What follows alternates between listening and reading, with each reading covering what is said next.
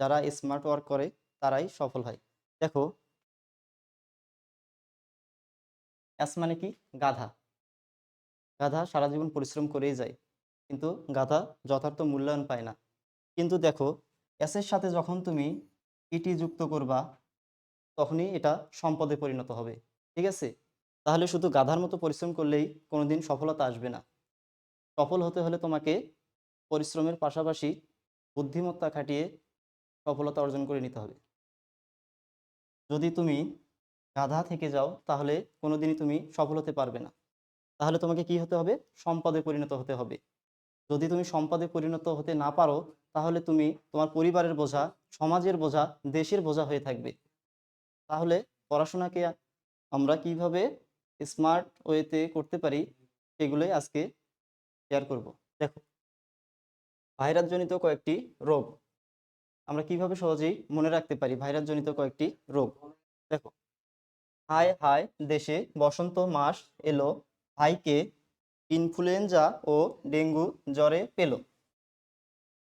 এই ছন্দটার মাধ্যমে আমরা খুব সহজেই ভাইরাসজনিত যে রোগগুলো আছে এগুলো চিনতে পারবো বা শনাক্ত করতে পারবো এবং পরীক্ষায় উত্তর করতে পারবো। তাহলে দেখো, এখানে হায় হায়, হাইতে প্রথমে হাম, তাহলে হাম একটি ভাইরাসজনিত রোগ। এরপরে যে হাই আছে, তার হাই দ্বারা আমরা বোঝাচ্ছি হারপিস, এটাও একটা ভাইরাসজনিত রোগ। এরপরে যে বসন্ত আছে, বসন্ত দ্বারা আমরা বসন্ত রোগকে বোঝাচ্ছি, এটাও একটা ভাইরাসজনিত রোগ। এরপরে বসন্ত মাস, মাস দ্বারা আমরা বোঝাচ্ছি মামস, এটাও একটা ভাইরাসজনিত রোগ। এরপরে এলো, এলো দ্বারা আমরা এইডসকে বোঝাচ্ছি, যা একটি ভাইরাসজনিত রোগ। এরপরে আছে ভাইকে, ভাইকে দ্বারা বোঝাচ্ছি আমরা ভাইরাল হেপাটাইটিস, তাহলে এটা একটা ভাইরাসজনিত রোগ।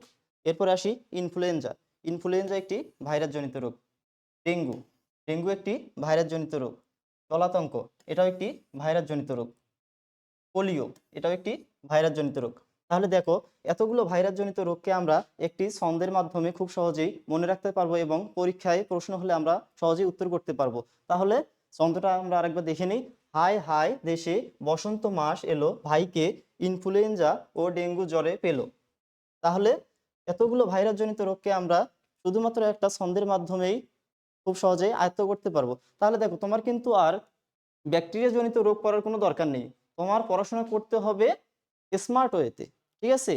Not always hard work. তোমার পড়াশোনা হতে হবে স্মার্ট ওয়ার্ক। ঠিক আছে?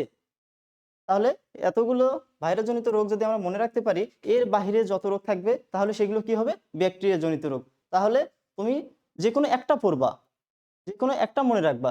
ভাইরাস জনিত রোগ মনে রাখবা, না হলে ব্যাকটেরিয়া জনিত রোগ মনে রাখবা। তাহলে পরীক্ষায় যেটা আসবে এর বাইরে যদি এসে থাকে পরীক্ষায়, তাহলে সেটা তুমি ব্যাকটেরিয়া জনিত রোগ হিসেবে দাগাবা। তাহলে এতগুলা ভাইরাস জনিত রোগকে আমরা একটা ছন্দের মাধ্যমে সহজেই আয়ত্ত করে ফেলতে পারলাম।